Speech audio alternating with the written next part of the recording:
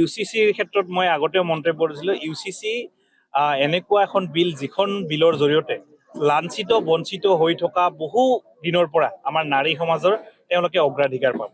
আপোনালোকে দেখিছে ইউচিচি বিলৰ জৰিয়তে যিটো তিনি তালাকৰ ব্যৱস্থাটো এইটো বন্ধ হৈ যাব, বাল্য বিবাহ বা বহু বিবাহ বন্ধ হৈ যাব। তাৰ লগে লগে এটা লিভ ইন ৰিলেশ্যনশ্বিপৰ ক্ষেত্ৰত কথা আহিছে কি পঞ্জীয়নৰ কথা আহিছে, বেলেগ একো চেঞ্জ হোৱা নাই।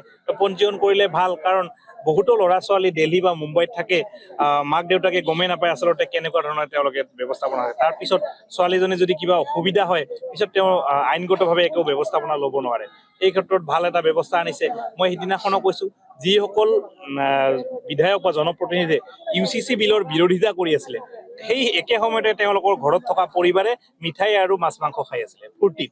কাৰণ এটাই, তেওঁলোকৰ মনতো এটা শংকা হৈ আছিলে কিজানি তেওঁলোকক তালাক দি দিয়ে নেকি, তেওঁলোকৰ ল'ৰা ছোৱালীখিনিয়ে এটা সমস্যাত ভুগি আছিলে। গতিকে এই বিলখনৰ জৰিয়তে এটা যুগান্তকাৰী সিদ্ধান্ত অসম চৰকাৰে আনিছে, আৰু তাত আমি BPF দলে NDAৰ অংশীদাৰ হিচাপে আমি সহযোগিতা কৰিছো, আৰু আমি এই বিলখনত ছাপোৰ্ট সমষ্টিত ঘূৰোতে আমাৰ সমষ্টিৰ অন্তৰ্গত মানে বা অসমী সমষ্টিৰ অন্তৰ্গত চৰাইবিল ব্লকৰ এটা অংশ মোৰ সমষ্টিত পৰিছে।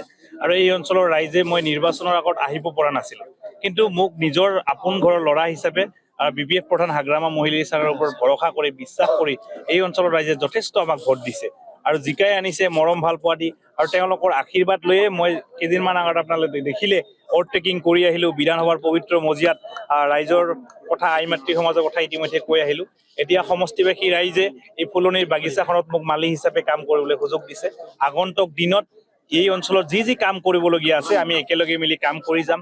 ইতিমধ্যে যথেষ্ট সমস্যা আছে বা সংগ্ৰহী সমষ্টিত, আপোনালোকক কৈছোৱেই মই শৈক্ষিক দিশত আগবঢ়াই লৈ যাব লাগিব ল'ৰা ছোৱালীখিনিক। তাৰ কাৰণে স্কুলবিলাকক হাই ছেকেণ্ডেৰীকৰণ কৰিব লাগিব।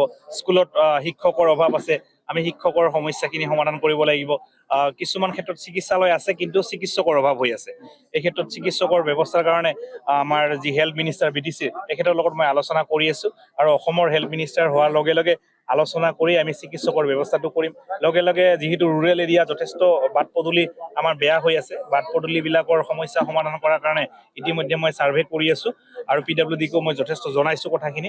আমি একেলগে মিলি সমস্যাবিলাক সমাধান কৰাৰ কাৰণে যত্ন কৰিম। ইউচিচিৰ ক্ষেত্ৰত মই আগতেও মন্তব্য কৰিছিলোঁ, ইউচিচি এনেকুৱা এখন বিল যিখন বিলৰ জৰিয়তে লাঞ্ছিত বঞ্চিত হৈ থকা বহু দিনৰ পৰা আমাৰ নাৰী সমাজৰ তেওঁলোকে অগ্ৰাধিকাৰ পাব। আপোনালোকে দেখিছে ইউচিচি বিলৰ জৰিয়তে যিটো তিনি তালাকৰ ব্যৱস্থাটো এইটো বন্ধ হৈ যাব, বাল্য বিবাহ বা বহু বিবাহ বন্ধ হৈ যাব।